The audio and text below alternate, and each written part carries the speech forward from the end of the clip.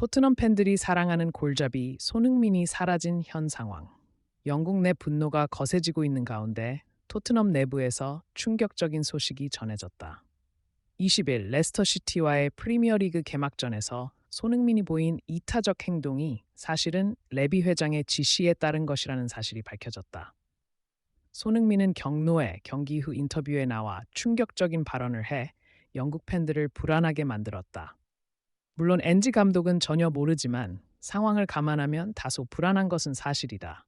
영국 현지 언론도 이 소식에 대해 특별 보도를 내놓았고 손흥민의 충격적인 행동에 충격을 감추지 못하고 있다. 여러 가지 이슈와 함께 상황을 자세히 살펴보자. 우선 오늘 경기에서 충격적인 사고를 당한 선수는 손흥민뿐만이 아니었다. 사고의 주인공은 벤탄쿠르였다. 이 사고는 경기 중에 발생했으며 많은 팬들이 그에게 대한 우려를 표하는 메시지를 보냈습니다. 손흥민도 응원의 메시지를 보냈습니다. 토트넘의 벤탄쿠르가 부상을 입다 나쁜 소식을 접하고 있던 상황에서 이번에는 심각한 머리 부상을 입었습니다. 20일 한국 시간 영국 매체 BBC에 따르면 포스테코글루 감독은 현재 벤탄쿠르는 의식을 되찾고 의사소통을 하고 있다. 머리 부상이었다. 의료진에 맡겨야 하지만 의식이 있고 의사소통을 하고 있다. 벤탄쿠르의 상태를 주의 깊게 확인할 것이라고 밝혔다.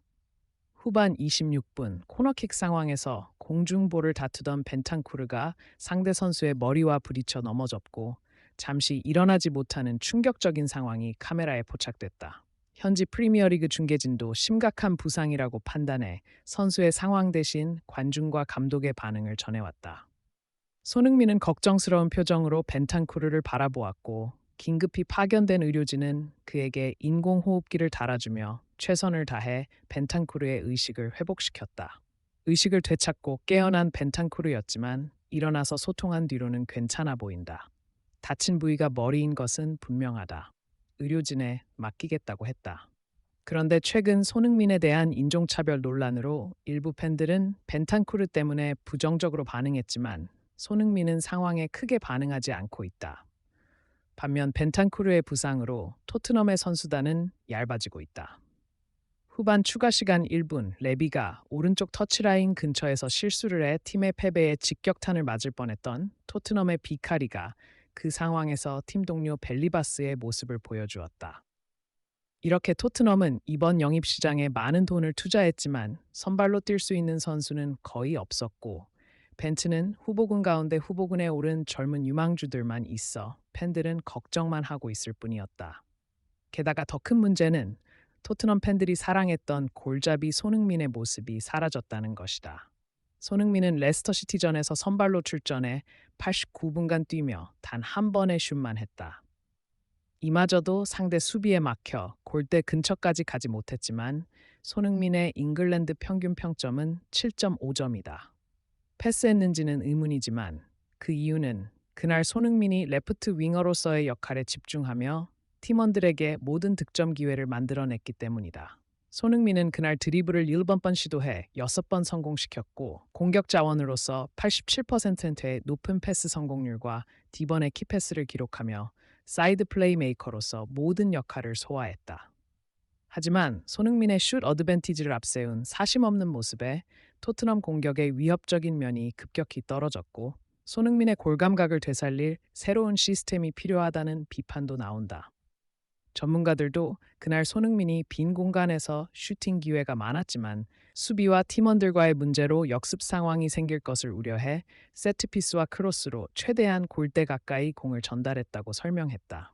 그래서 그날 경기에서는 왼쪽 중앙 미드필더로 뛰었던 제임스 메디슨과 솔랑케가 슈팅할 공간이 더 많았고 토트넘은 팀 전체 공격의 90% 이상을 왼쪽과 중앙에서 풀어냈다.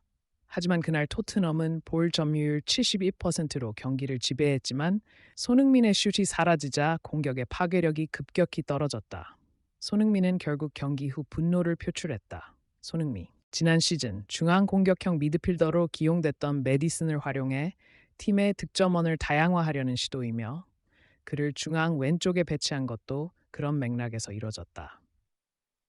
왼쪽 사이드 팩 데스티니 오도기의 적극적인 오버래핑과 박스 침투는 지난 시즌과 동일하다.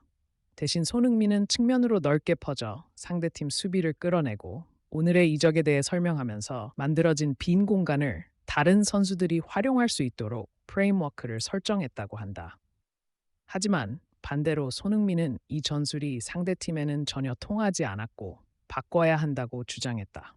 손흥민은 경기 후 개인 인터뷰에 나와 오늘 공격력이 최악이었다. 이런 전술에 매우 불만족스럽다. 물론 내가 항상 골을 넣을 수 있는 환경은 아니다. 축구는 팀원들과 함께 해결해야 하는 팀 스포츠인 건 사실이다. 하지만 완벽한 공격 찬스를 모두 희생하고 싶지 않다. 그럼에도 불구하고 감독님의 지시를 따라야 하고 연습을 통해 상황을 개선했다면 다음 경기에서 더 나은 결과를 보여줄 수 있을 것이라고 포스테코글루 감독은 말했다. 그는 전술 때문에 자신의 강점과 날카로운 골 결정력을 보여주지 못한 상황을 설명했다. 손흥민의 발언에 이어 영국 매체 BBC가 추가 정보를 보도했다. 토트넘 관계자에 따르면 토트넘은 손흥민과의 재계약이 무산된 이후 솔랑케를 스타 선수로 기용했으며 영국 정부조차 그가 케인과 같은 활약을 보여주기를 기대한다고 답했다.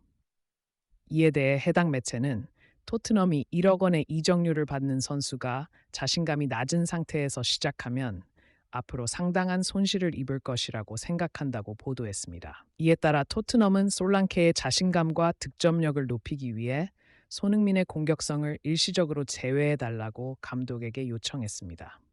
손흥민이 팀을 떠날 것이 확실했기 때문입니다.